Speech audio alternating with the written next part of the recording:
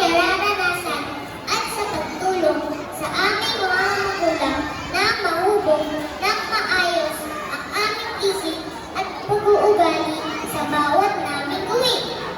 Mahal naming mga guro, maraming salamat po sa lahat ng tulong ninyo upang kami ay matuto.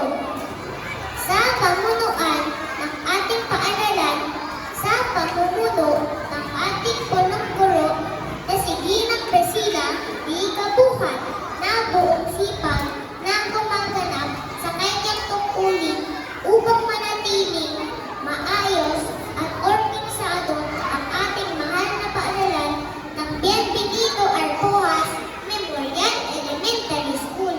At sa aking mga kaklase, congratulations!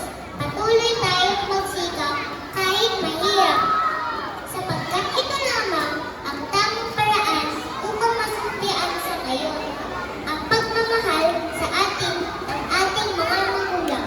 Maraming salamat at magdibok tayo sa araw na ito. Maraming salamat, Rogelio, sa napakaganda mong mensahe para sa iyong mga guro at kapwa mag-aaral. Ngayon naman po ay nangyayang ko ang mga batang magsipagangat na magsikayo para sa panunumpan